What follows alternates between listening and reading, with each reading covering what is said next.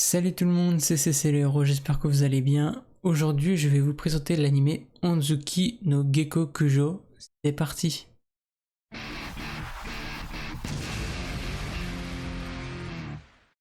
Onzuki no Geko Kujo est à la base un light novel de 29 tomes.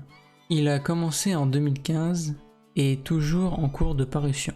Deux personnes travaillent sur le light novel, Miya Kazuki en tant que scénariste et Shina Yu en tant qu'illustrateur. L'histoire a pour genre comédie, fantasy, isekai, slice of life et surnaturel. L'anime Onzuki est composé de 3 saisons avec un total de 36 épisodes. Ayant eu plusieurs saisons, il y a plusieurs dates de diffusion. Mais on peut dire que l'anime a commencé en octobre 2019 et à l'heure actuelle, les derniers épisodes datent de juin 2022.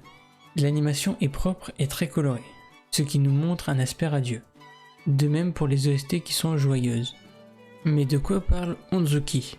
Onzuki raconte l'histoire de Urano Motosu, qui après sa mort souhaite être réincarnée dans un lieu entouré de livres qui est sa passion. Elle se réveille alors dans le corps de Mine, une petite fille de 5 ans. Elle garde ses souvenirs de sa vie intérieure et aussi les souvenirs de Mine.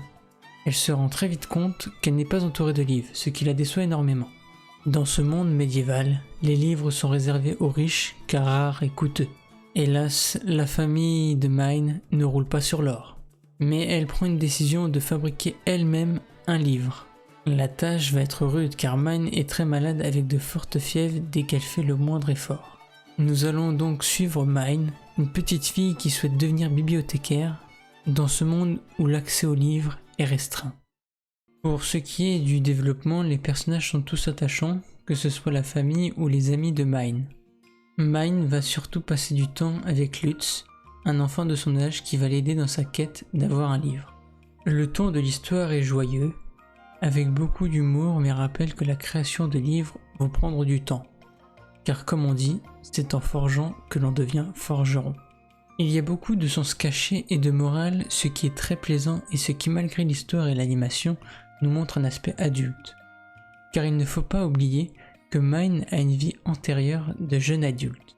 Mine est un personnage attachant qui est prêt à tout pour réaliser ses rêves. On pourrait la décrire en une phrase: pas de labeur, pas de beurre.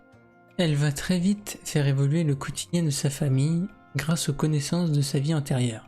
Avec le changement de monde, il faut qu'elle apprenne l'alphabet et les chiffres de ce monde, ce qui va plaire à Mine car elle adore apprendre et lire. Mais l'objectif principal reste le même, créer des livres afin de lire et d'écrire. Pour cela, elle cherche tous les moyens possibles afin d'atteindre son rêve. D'habitude, on voit des animés isekai où le héros est power-up et réussit tout ce qu'il entreprend avec très peu de difficultés. Mais cette histoire est très différente car beaucoup plus réaliste. Avec les saisons qui défilent, ce qui nous montre bien que le temps passe. De plus, tout ce qui se réalise dans l'histoire aurait pu se produire dans l'époque médiévale de notre monde. On suivra toutes les étapes afin de franchir les problèmes qu'elle rencontrera, que ce soit les hauts ou les bas. N'oublions pas que Mine a certes le savoir pour réaliser des techniques ou des objets inconnus dans ce monde, mais sa condition physique ne lui permet pas de faire grand chose car elle tombe très vite malade à chaque effort. Cet inconvénient empêchera-t-il Mine de créer des livres et donc de détruire ses rêves? Voici la fin de la vidéo, merci de l'avoir regardé. Si vous avez des avis sur la vidéo, mettez-les dans les commentaires afin de m'améliorer. À la prochaine et prenez soin de vous.